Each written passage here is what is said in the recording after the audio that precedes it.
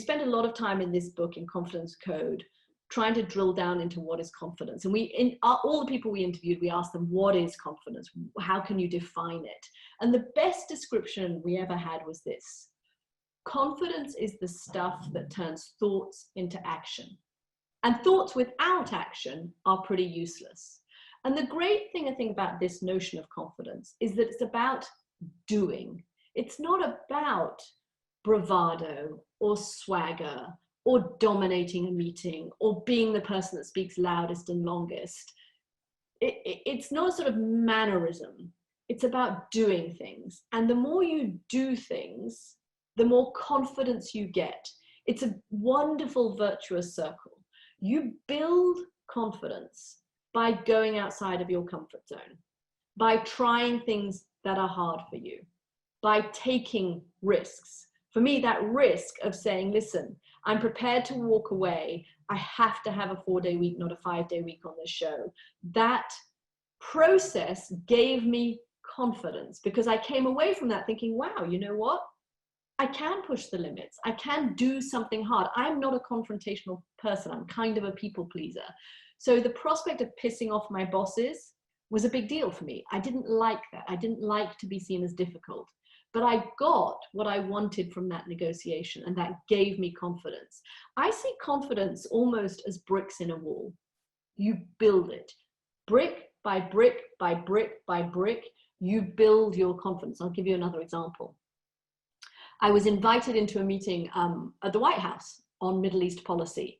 And I walk into this room and there are 12 guys and 2 women. And I sit down at the table and I look around and I think, oh my goodness, all of these people are super duper Middle East experts. They have lived in the field, they speak the language, they have worked with these governments, and I'm just a generalist, I'm just a journalist. I shouldn't really be here. My kind of default was I didn't deserve a seat at that table because I was not a Middle East expert.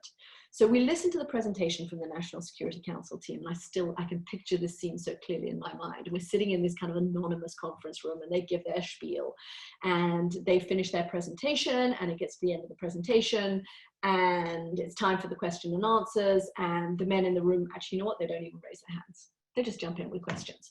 So the men are all jumping in with their questions, and this other woman who was an Iran expert, hasn't said anything, and I'm sitting there thinking, okay, there's 2, and this has become a kind of point of pride for me now. There are 2 women in this room, and there are all of these guys, and none of the other woman doesn't look like she's going to ask a question, but I don't want this session to end without a woman's voice being heard, so I better ask a question. But if I'm the one that asks a question, they're going to realize that I don't know as much as them, and the question will probably be kind of dumb, and it will reveal my ignorance, and then I'll probably blush, and then everyone will stare at me, and then I'll start to sweat, and I'll probably stumble over the question, and oh my God, it will be the end of the world. I can't possibly ask a question. And all of this, by the way, is going on in my head. It would have been a heck of a lot more useful for me just to be listening to the discussion, right? But I am consumed with this soundtrack that's going on in my head. In the end, I do put my hand up. I am still quite a good girl. And I ask the question, and you know what? It's not the most stupid question in the history of questions. And even more important, the sky did not actually fall on my head. And the earth did not, in fact, open up and swallow me whole. And I was still standing.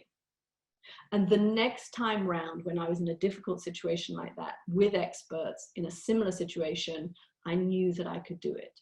I had banked some confidence. I had put a brick in my wall of confidence, and no one could ever take that away from me. And that is where confidence comes from. It doesn't come from likes on an Instagram post. It doesn't come from flattery from friends. It doesn't come from, if you're a musician, a wonderful review in the newspaper. That kind of confidence boost is ephemeral. It disappears. And when we look at younger people, the younger generation, particularly a social media generation, we have what psychologists call volatile confidence. It can be easily snatched away.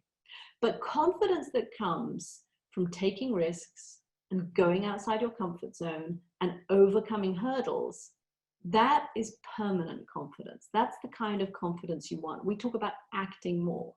Act more. And by the way, the risks, the downside that goes around in your head when you're about to take a risk, it's nearly always much bigger in your head than in reality.